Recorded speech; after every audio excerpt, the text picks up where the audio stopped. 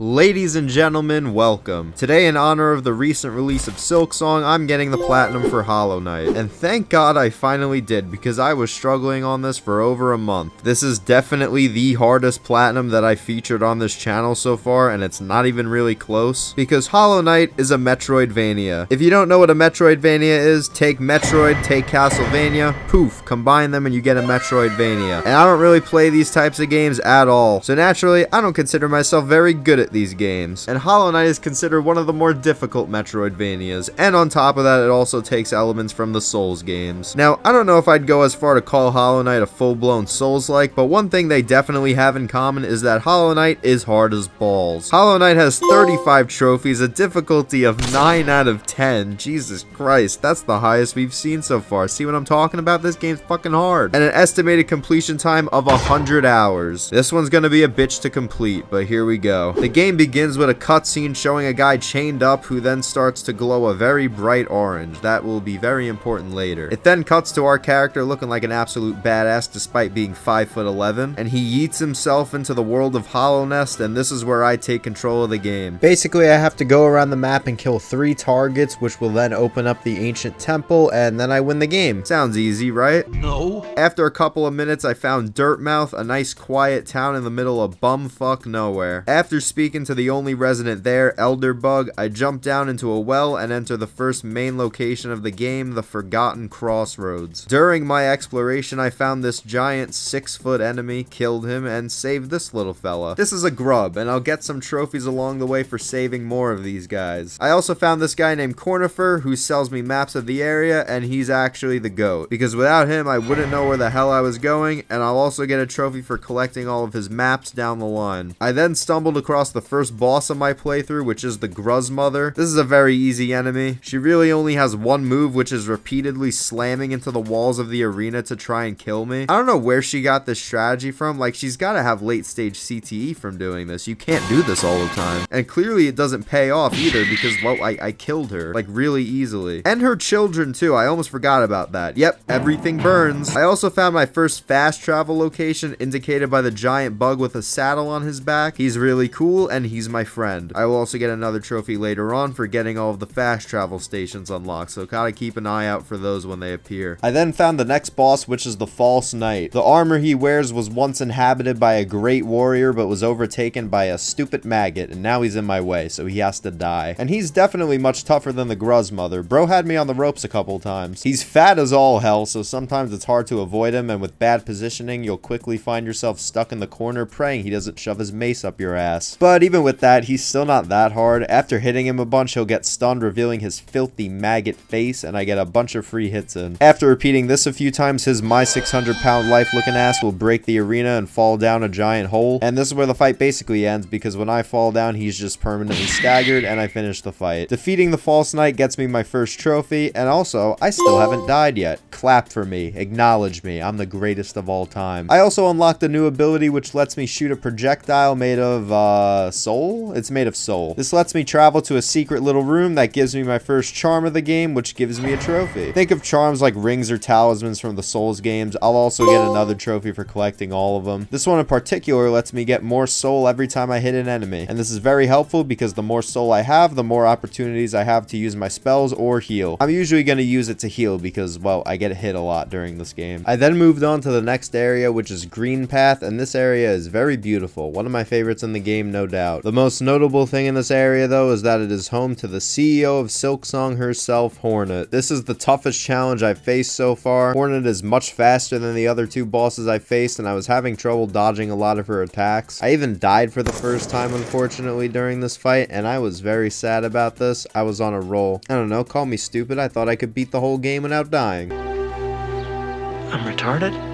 Eventually though, after dying a couple more times to her, I began to understand her attacks better. My problem was that I was jumping way too much and she was catching me with aerial attacks, so I tried to stay low, got a really good run, and defeated her on my 4th try. I got a trophy for beating her, and I also unlocked the dash, so now I can move around and dodge enemy attacks much faster. W Hornet. Next, I went through the fungal wastes and into the arena of the Mantis Lords, one of the best bosses in the entire game. They have a very telegraphed moveset, but it's still pretty challenging challenging, and it's really fun. Especially once you get to the second phase and two of them start attacking at the same time. Yeah, this fight is just so good. You have to play it for yourself to understand. It's definitely a top 3 boss. Unfortunately, no trophy, though I do get a trophy shortly after for unlocking half of the fast travel stations. I was surprised I got that this early in the game, but I guess there really aren't that many fast travel stations. Then I went through the Crystal Peak, and I hate this area with a burning passion thanks to these stupid fucking things. It made my life a living hell. One of my least favorite enemies in the entire game. Then I find a monument dedicated to the 3 people I have to kill, and they're called Dreamers, and their whole purpose is that they're just eternally sleeping, and while they're sleeping they're actually sealing away the entrance to an ancient temple that I have to enter, because spoiler alert, the final boss is in there, and the only way to get in is to kill all of them. I then get transported to the dream world, and I also unlock a new ability called the Dream Nail. I then get teleported back to the real world and meet a new NPC known as a Seer, and she basically fills me in on how to use the Dream Nail. Basically, when I interact with certain things with the Dream Nail, I get a new currency called Essence, and whenever I get some Essence, I'm to report back to her and she'll give me some rewards. And once I collect 2,400 Essence and go back to her, I'll get a trophy, but that happens much later down the line. I then went back to Crystal Peak and fought the Crystal Guardian. This boss is very simple, just avoid the laser beams, there's really not much to it. I beat him with ease. I then went back to Green Path and fought No Eyes, and this boss just sucks ass. It's one of my least favorites in the entire game. He just randomly teleports around and these spirits just float in the air and hit you. It's a terrible boss. I don't know why they put it in the game. F tier. Then I fought an actual good boss named Gorb. This is the greatest fight in gaming history. Those who reject Gorb reject Ascension and will never amount to anything in life. Praise Gorb. Oh wait, never mind. He's dead. Then I went back to Dirtmouth to find some new NPCs, and it looks like a circus is in town, or maybe a troupe of some sort. The leader of the troupe is my favorite boss in the game, Grim, except I don't fight him until way later. For now, he's just a pretty chill guy. Then I made my way into the City of Tears, which is the capital of Hollow Nest, and inside is the Soul Sanctum, which has the next boss. This guy is the Soul Master, and he's the toughest opponent I've fought so far. He's very fast and constantly teleports all over the place, but unlike No Eyes, this fight is actually very interesting, because he'll actually mix the fight up a decent amount by shooting homing orbs, slamming into the ground, and sometimes if you dodge the slam too early, he'll fake it out and do a delayed one, which was really tough for me to avoid, especially since I still don't have all the movement abilities yet. Once he gets low on health, he'll enter his second phase where he breaks the arena floor and then goes absolutely berserk. He repeatedly does the slam attack very quickly, so you just gotta keep moving the whole time, and eventually he'll start spamming projectiles, and this is where you're supposed to punish him. He stands completely still and he's wide open. Once I figured this out, I quickly killed him and got a new spell to use. This is a downward dive that helps me smash through areas that I previously couldn't access. I could also use this during boss fights, but it's really not that useful. Not yet anyway. Then I went underneath the City of Tears into the Royal Waterways, which is the city sewer system. And somehow this ended up being one of my favorite areas in the game. I don't know how. I usually fucking despise sewer areas. Go look at my Elden Ring video. But I tend to like the combat aspects of this game more than the platforming ones, and well, this area is pretty much completely combat focused. Like, there's not much platforming at all. While going through here, I found a health upgrade and got a trophy for it. To get this upgrade, I had to go around the map and find 4 mask shards. For every 4 I find, I get a permanent health upgrade. So that's pretty clutch. The main boss in the Royal Waterways is the Dung Defender, and his signature attack is throwing balls of shit. I don't really know what else I expected from a giant dung beetle. Desolate Dive also completely counters this guy. You can use it when he goes underground and he'll be stunned. It's almost like you were supposed to fight this guy after you get the ability. That's crazy. But by using this, I beat him pretty easily, and he just gets absolutely launched into his giant mound of poop. Fucking goofball. I then went back to the City of Tears, and this time I got an upgrade to my soul capacity. It's the same concept as the health upgrades, except when it comes to soul, I only need to find 3 pieces to get the upgrade. So thank you, Hollow Knight, for making my life easier. Don't worry, my life will be a living hell later in this video, but for now I'll take the short-term relief. The next area I explored is the Ancient Basin, and this is another one of my favorite areas in the game, simply for the atmosphere. It's so empty and unsettling, but at the same time everything looks really cool, and the boss in the area is the Broken Vessel. And I think this is a good place to start dropping some lore. The MC of this game, the Knight, is a child of the King of Hollow Nest. The king had like literally thousands of children. Bro's out here moving like Nick Cannon, holy shit. But later on in the game, we're gonna find out why he has this many children, because there is a reason. And this little guy is one of my siblings, but unfortunately he's been overtaken by the infection. What is the infection? I don't know, we'll find out later. I really like this fight though, it's one of my favorites so far. It's really satisfying once you get a flow going. He does a lot of dash attacks, and for some reason this guy has a fucking jumping bean, and he always manages to land right on me. I don't know how he does it. Another thing with this fight is when he gets low enough, some orange balloon looking things, I don't know what these are, will start spawning in, and they make the fight a little more annoying, but it's still not that bad. Sorry though, I gotta put you down, little bro. You will be missed. RIP. The next area is my favorite in the game, atmosphere wise. Not one of my favorites, it is my absolute favorite. It looks like it's snowing, but the snow is actually little bug bits falling from above, and at some points there's even entire corpses falling from the sky. And the reason for this is that there's a giant coliseum at the top of the area, and this coliseum is tied to 3 trophies, so it's pretty damn important. There's 3 trials, each of them harder than the last, and there's a trophy for beating each one of them. Now 2 of them are way too difficult for me to even attempt right now, so I just went through the first one. It's just a bunch of waves of different combinations of enemies, and I really enjoyed the coliseum because it's just endless combat and bloodshed, and that's my favorite part of the game. Feed me good gameplay and I will eat that shit right up. The final test of the first trial is 2 Gruzmothers. It's the same exact thing as before, but now there's double the brain trauma, and it still doesn't work. Why do they keep trying this stupid strategy? I guess the CTE brain rot already got to them. Of course I killed them, no problem, and got the trophy. We'll be back at the Coliseum later though. Also in Kingdom's Edge is a rematch with Dr. Silksong herself, Hornet. Of course this time it's much harder. She attacks way faster, and also she does a new attack where she puts spike traps all over the place. This shit pissed me off, I'm not gonna lie. Although you can use spells to remove the traps, so it's pretty manageable. I was on this fight for a solid 30 minutes. I don't know why I was so garbage at Hornet. It's really not like that bad of a boss fight, but holy shit, rewatching this gameplay is genuinely annoying me. I do really like this boss fight. I just wish my gameplay of it was a little better than what it ended up being. Even the run that I actually beat her on was not clean whatsoever, but I guess that really doesn't matter in the grand scheme of things. Upon defeating Hornet for the second time, I get another trophy, so my efforts did not go unnoticed. After Hornet, I find the King's Brand item, which means I am now the new King of Hollow Nest. I didn't know it was that easy. I then went to the Blue Lake, and there's really not anything here. I just wanted to briefly mention it because I think it's really pretty. And also, fun fact, the City of Tears is constantly raining, and the reason for that is because it is located right under the Blue Lake. So that's a neat detail. I like that. Good shit, Hollow Knight. Next, I got a trophy for unlocking half of the charms in the game, and now it's finally time to go kill the first Dreamer. Yeah, remember that all the way from the beginning? We're at that point now. To get to the Dreamer, I first have to kill Umu, this giant jellyfish guy. And this fight isn't very good at all. His attacks are annoying to dodge, I fucking hate all of them. But the one redeeming factor about this fight is that Quirrell, a very cool NPC, will drop in mid-match and help you beat him. Because before Quirrell arrives, you can't actually damage the boss. So Quirrell is a real one for letting you progress through the game. After defeating Umu, I find the Dreamer in some sort of tank. I believe this one is Monomon the Teacher, I could be wrong about that. And all I gotta do is dream nail her and then kill her in the dream world. That was easy. I honestly expected it to be another boss fight at first, but it's not. I get a trophy for killing her, and now the door to the temple is one step closer to opening. Next, I enter the Queen's Garden, and this is basically just Green Path Part 2. This area is so beautiful. Look at these shots on screen. Oh my goodness. Simply incredible visuals. I collected the last map fragment in this area to get the trophy, and I also freed half the grubs in the game for another trophy. I then fought Marmu, and this fight is just dumb. I have no other words to describe this. It's just dumb. This goofball just rolls into you repeatedly, and that's literally it. There's nothing else. Killing this boss got me over 600 essence though, which got me a trophy. Next, I had to complete one of the most tedious trophies in the entire game, and it requires me to bring a flower from here to here without fast traveling. Yeah, that sounds pretty damn annoying, but whatever. It should only take around 10 minutes or so. You also have to do it without getting hit.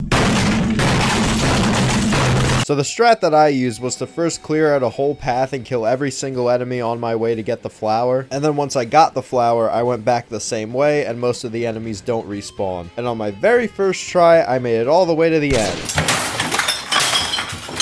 Alright, on my second try, I fell into a jellyfish. On my third try, I actually made it to the end. And once I delivered the flower, I got a trophy. That was incredibly frustrating. And for now, we're done with the Queen's Garden. I moved on to fight the Soul Tyrant, and he's just the Soul Master from earlier, but much faster. It's a great fight. Didn't take me too long to beat because I was much more prepared for him than I was for the other fight from earlier. And next, I went into one of the most annoying areas of the game. This is Deep Nest. It's dark as hell. It has some of the most frustrating enemies to deal with, and I just did not enjoy my time down here. but it also has the second dreamer that I have to kill for the temple, so this area is mandatory. In Deep Nest, I found this guy named Galian. What's with the name? Is he a gay alien or something? I don't know what's going on here. He's not a very hard boss, just dodge the spinning scythe and the other stuff he spawns in. If you can balance out dodging and attacking, this guy won't be an issue at all. He's pretty fun though, I like him. Along the way, I found myself. What is this? Where's he going? I'm going to follow him, and oh, this was a trap. Okay. Yeah, this was all just a big giant bamboozle, a big buffoonery, if you will. Because this piece of shit, Nosk, literally puppeteered one of my brother's corpses to lure me into his dungeon. The fight itself isn't that hard. This guy's just a major asshole. He's a creepy giant spider. He's decently fast and unpredictable, but I found that if you stand in this one spot, he pretty much can't hit you. It's an okay fight, nothing special, but the build up to it with the fake out is really cool, so it was worth a mention. I then killed the dreamer, I got a trophy, now only one more to go. Only one more dreamer, not trophy. There's still a lot more trophies to go. Also in Deep Nest, I found the last stag station to get me the trophy, and I also found a little secret area, so that's cool. Then I went back to the Forgotten Crossroads, and oh hey, look, it's all the grubs I saved.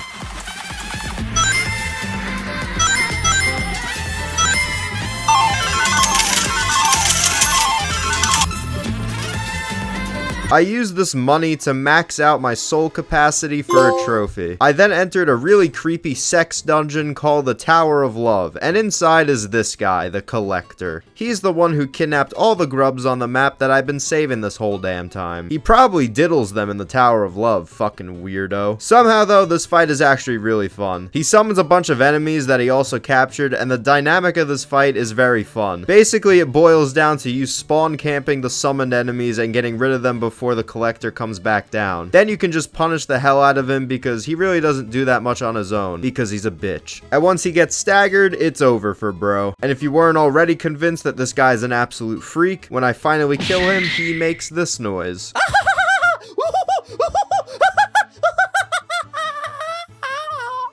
Yeah, somebody needs to get in contact with the authorities, or maybe Chris Hansen. After I beat him, I find the Collector's map, which reveals where the rest of the captured grubs are, so my cleanup is going to be significantly easier now. I then set out to unlock all the upgrades for my spells because they are truly ridiculous and will help a lot in the future. The first is called Descending Dark, which makes Desolate Dive do more damage, and most importantly, it gives me invincibility frames during the animation, which for a while, I didn't understand how broken it was, but I will abuse the hell out of it later. I then went into the Abyss, the lowest point of the map, and this is actually a very important location lore-wise, but I'm not going to talk about that right now because that's not what we're here for. I got an upgrade for my dash, which gives me iframes during it, which is actually crazy. Now I can just literally dodge straight through a lot of boss attacks, but only sometimes because the iframe dash goes on a short cooldown after you use it, so use it wisely. And also down in the Abyss, I got the upgrade for a spell that I actually completely forgot to mention because it's pretty ass until you upgrade it, so I barely ended up using it. But this is the Abyss Shriek, and it is one of the most cracked weapons in my arsenal now. This thing has the potential to trivialize bosses all by itself. I love this spell. It is very fun. I then entered the Beehive location, and this is fucking horrifying. Look at these giant bastards. They're awful. Kill them with fire. At the end of the Beehive is the Hive Knight, who is somehow less scary than the normal enemies in this area. Also, this thing is in the background just staring. I think it's dead. I beat the Hive Knight on my second try. Nothing too special about this guy. And then I fought the Failed Champion, and this is a souped up version of the False Knight. He's faster, and all of his attacks do double damage. You can cheese this fight, though, really easily with this strat. Once he staggers, you can Dream Nail him and get soul, and then pogo onto him to reset the stagger timer. So he'll just sit there forever as you farm him. This means you get infinite healing and infinite spells, essentially. So it's kind of hard to die if you do this strat. Not a very hard boss, but still pretty fun. Moving on. I then went to beat the second Coliseum for another trophy. I was more than prepared for it at this point. And then I went to fight the coolest boss in the game, my boy Grim. This is one of the best designed bosses in the entire game. You actually have to react to exactly what he's doing or else you're getting severely punished. You can't just like jump around aimlessly like I did with some other bosses. It's really like a Dark Souls boss in that sense. There's pretty much no RNG in this fight. It's all skill. His attacks include shooting bats at you. This is the best opportunity to punish him and land big damage, a literal drop kick, a punch to the face followed by an uppercut that then explodes into a bunch of projectiles, spikes that come out of the ground, and his signature attack that the community has collectively dubbed the pufferfish. I mean, what the fuck else are you supposed to call this? He literally turns into a pufferfish. Why is he able to do this? It's so goofy looking. But nonetheless, I beat him and got a trophy. Now, this fight took me about 20 minutes to beat. You have a rematch with him after completing his quest line fully, and it took me a solid 3.5 hours to kill him. This bastard is so difficult, but he became my favorite boss in the entire game. But before I start glazing this fight, I have one glaring complaint. To enter this fight, you need to equip a specific charm that does literally nothing in the fight. Normally, it spawns in this little Grim child and he shoots the enemies, but it's not present during the Grim fight. So you're telling me you give this man super speed, you give this man double damage, his spike attack is no longer telegraphed, so you gotta react to that shit immediately or else you're taking double damage. You give him a fucking fire trail for the dropkick that also does double damage if you walk into it. You give this man the best music in the entire game. You gave him a fucking title card before the boss fight, and I still have to intentionally nerf myself just to fight him? I'm sorry, that's fucking stupid. I said it. Just let me fight him at full power. Like, why the fuck you gotta nerf me? I could have been using other way better charms than this stupid shit. But with all that out of the way, the fight itself is definitely the best in the game. As for new stuff, he has this attack that shoots fire pillars out of the ground, but this actually makes the fight way easier because you can just land a free Abyss Shriek, and that does a shit ton of damage. But in my 3.5 hours of suffering and agony, I grew to love this fight. Being able to feel myself inching closer and closer to victory is why I love hard bosses like this. Nightmare King Grim is one of the best bosses I've ever fought in a video game, period. He's up there for sure. But after going to hell and back, I finally beat him to my immense satisfaction, and I was paid with a gold trophy. That is a beautiful sight to see. We love gold trophies. I then rescued all of the grubs around the map for another trophy. I then set out to kill the final dreamer, Lurien the Watcher, and guarding him is the Watcher Knights. And this is the closest we got to a gank fight in Hollow Knight. I think this fight is trash. Like, look at these bootleg Sonic the Hedgehog motherfuckers. Get them the hell out of my face. Garbage. I then found the dreamer. Look at bro sleeping so soundly. He doesn't know he's about to get executed. And now I can beat the game, except not yet. There's still a lot more to do. Like, look at this giant slug. That's pretty cool. Back at the Queen's Garden, I found a new section that has the Traitor Lord boss. He was one of the Mantis Lords, but went rogue in favor of his new god. Will we meet said god? I don't know, maybe. That's probably not too important though, surely. He does double damage, but it's ultimately a very predictable fight, only having a solid 3 moves in his arsenal. And I took him down with my friend here without much difficulty. Oh my god, you son of a bitch, what have you done?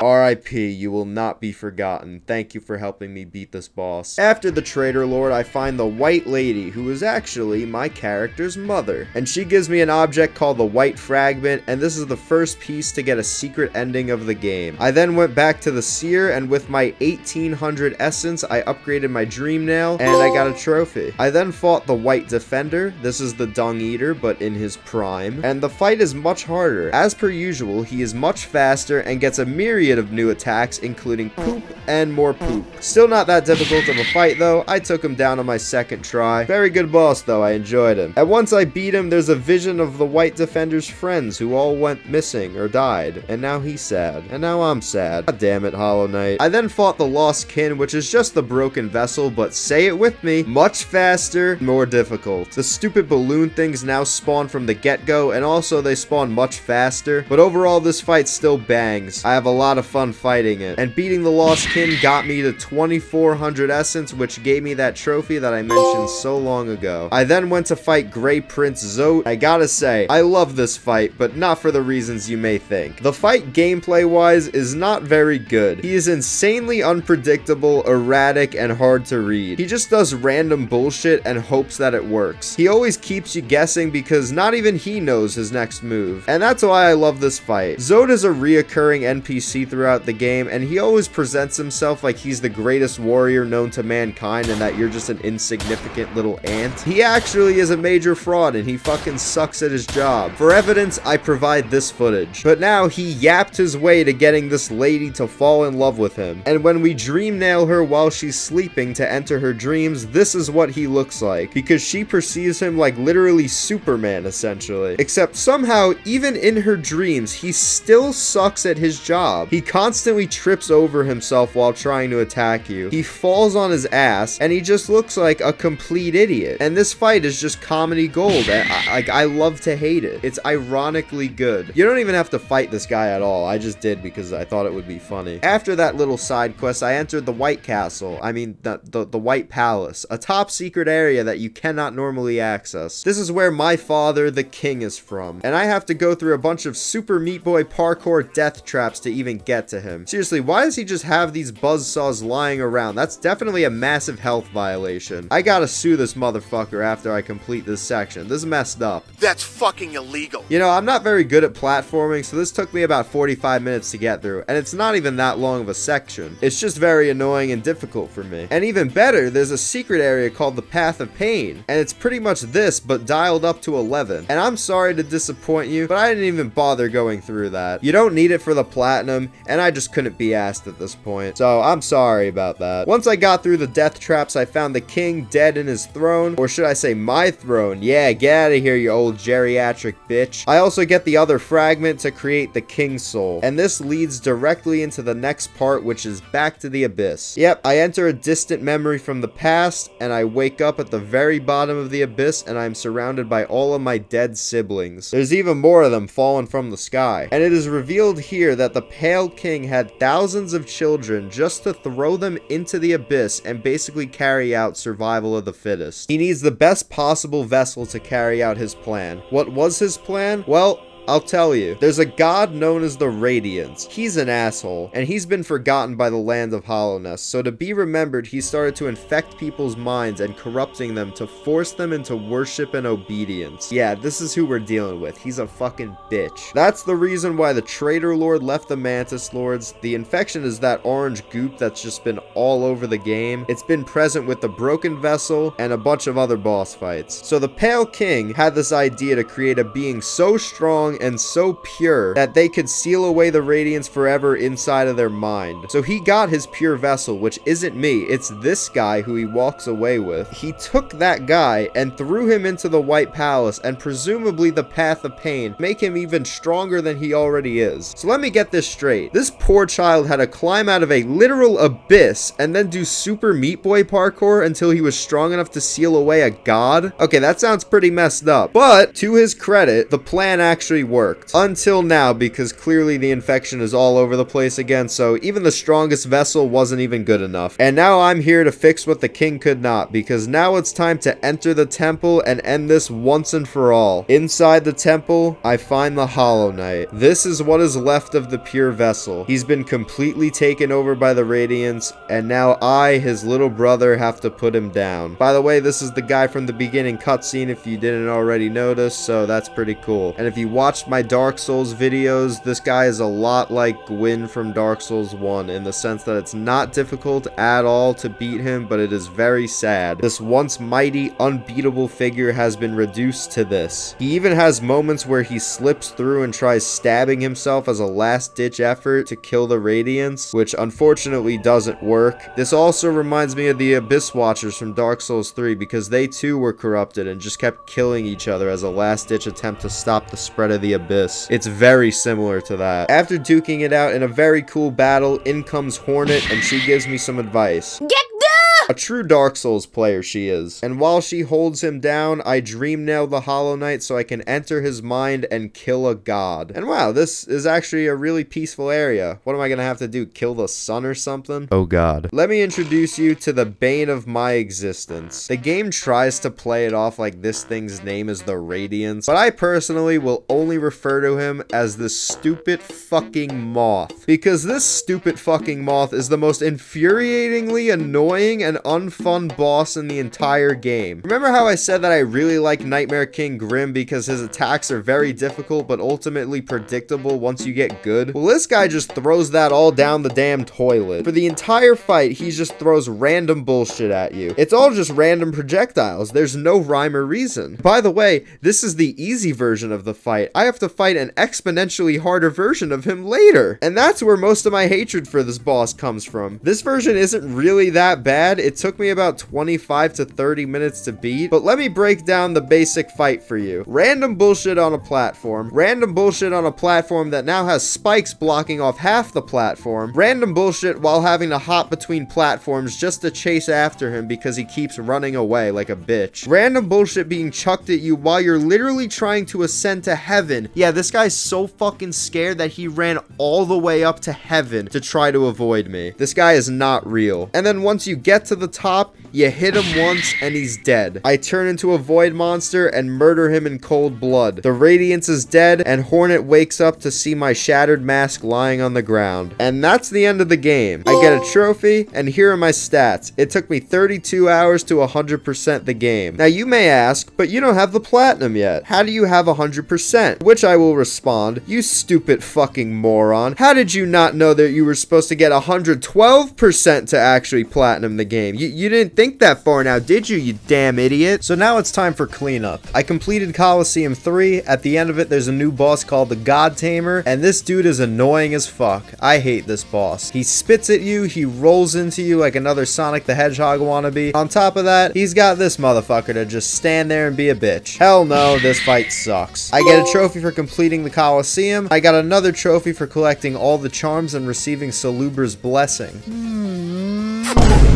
Alright, what the fuck is even going on in this game anymore? I got all the mask shards for another trophy, and then I went to get a secret ending. This involves going around the map and finding a hidden mushroom NPC who is conveniently named Mr. Mushroom, can't possibly forget that. And then I listened to him yap about a whole lot of nothing. And once you beat the game again, there's a cutscene where this dude just fucks off and leaves, like literally blasts off to I don't even know where. Next, I went to complete the Hunter's Journal. This is basically a Pokedex. To complete it, I have to find and kill a certain amount of every enemy. I'm not going to go too deep into this because, to be honest, it's pretty boring, but I got the trophy after a little bit of grinding. And then I got another trophy for meeting the hunter himself and receiving the hunter's mark. Deadass thought I was going to have to fight this guy for a second. And now it's time for probably the moment you've all been waiting for. That's right, I'm talking about the motherfucking Pantheons. Remember in the beginning of the video when I said this game is a 9 out of 10 difficulty? Well, this is the reason why. Because these Pantheons are truly awful. Awful in terms of difficulty, not entertainment. They're actually very fun. The Pantheons are 5 different boss rushes, with each one having a boss at the end of them that is exclusive to the Pantheon, so I haven't seen them yet in my playthrough. So let's break down each Pantheon. The first one is pretty damn easy, featuring 9 fights of early game bosses, which at this point are absolute jokes. But the last fight is decently difficult. This fight is with Oro, a nail master, and I completely destroy him. You know what would make this fight much harder? I don't know, if there were 2 of them or something.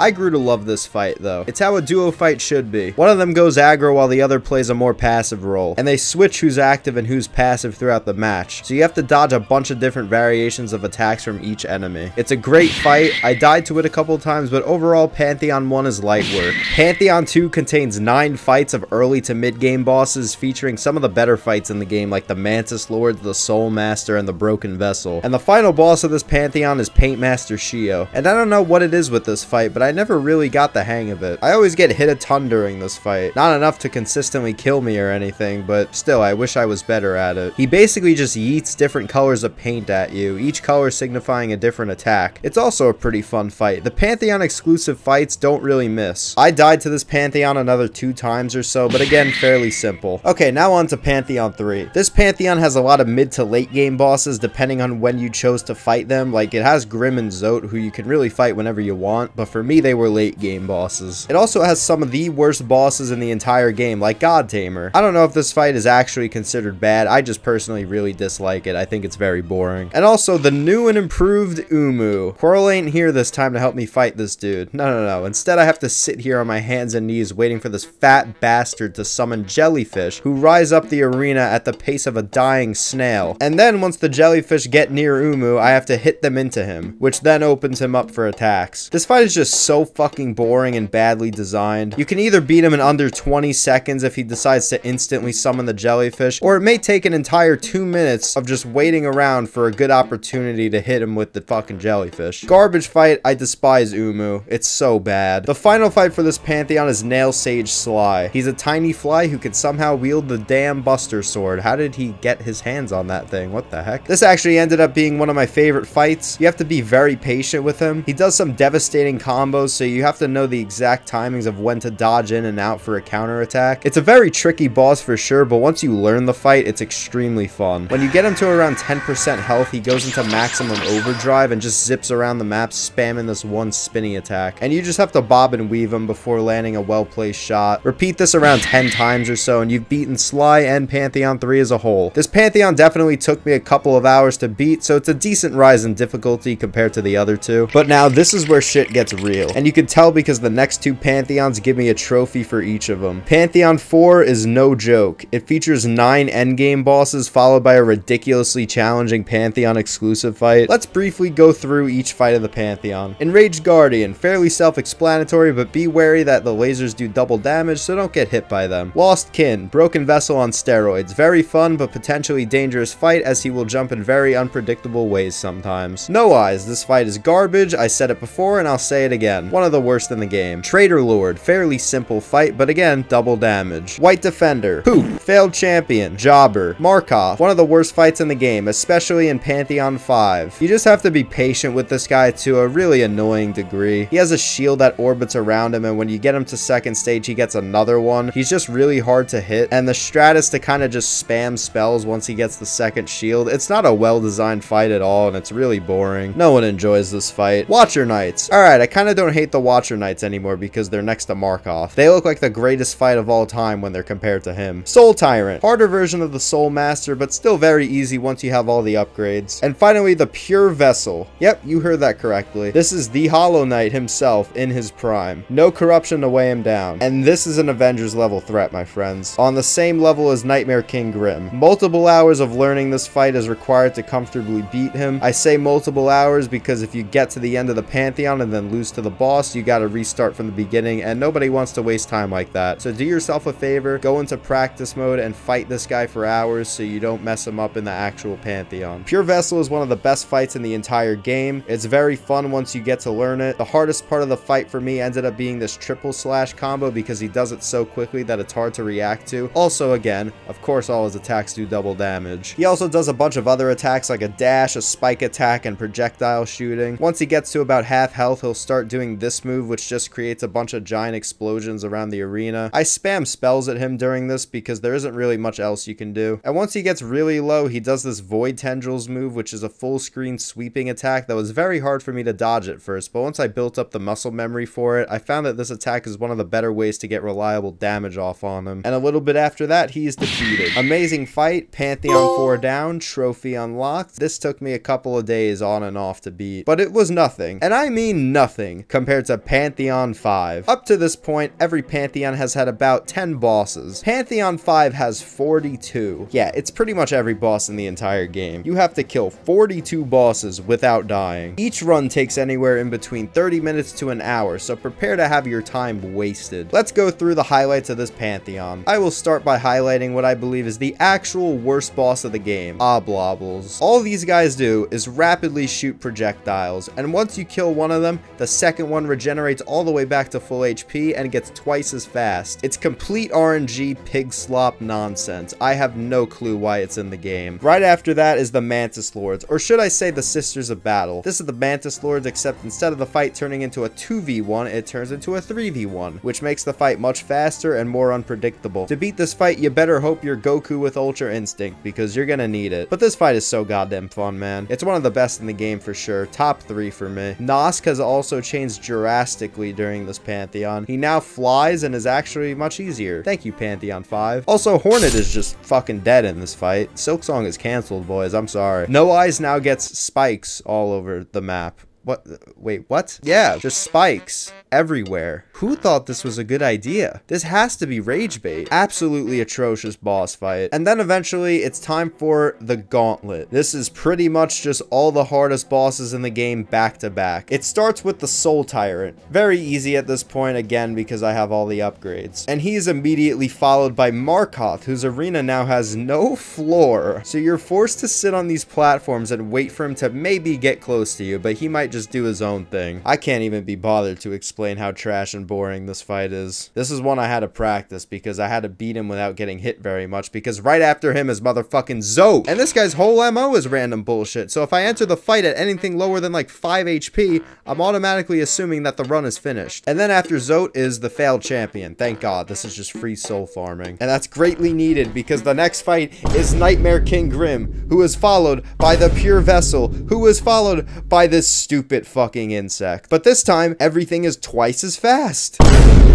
Fuck this bullshit boss. I never want to fight him again in my entire life. I genuinely hate him so much. Because I think I spent about 15 hours just learning the boss on repeat until I could at least beat him most of the time. I cannot describe how difficult this fucking moth is. The platforming segment is absolutely disgusting. It's the hardest part of the fight by far. The climb to the top is also much harder because the laser beam is twice as fast and it's more accurate. And the cherry on top is that the fight isn't over when you get to the top. No.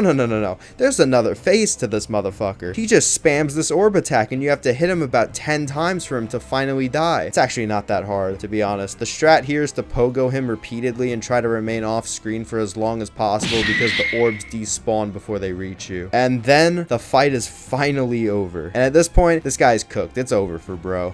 1A! 1A! 1A! 1A!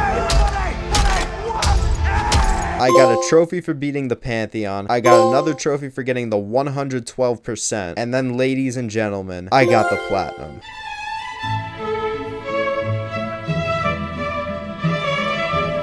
And that is Hollow Knight completed. I really love this game, but man, did some of the bosses in this game make me want to end it all in Minecraft. Still though, I highly recommend this game, especially if you've just heard of Silksong and want to hop on the bandwagon. You should definitely play Hollow Knight first. Speaking of which, Silksong's Platinum is coming. It won't be the next video, and it may not even be the video after that, because I need to go on cooldown from Hollow Knight. I've had enough of this. But I can assure you that at some point in the future, I will make a Silksong Platinum video. It's inevitable. The next video though is Shadow of the Erdtree. Y'all voted for it and I shall deliver. I'll probably do more polls in the future so y'all can decide what I do. I think that's a fun way to do it. Alright, that's all I got today. I appreciate you for watching the video. Now get out of here.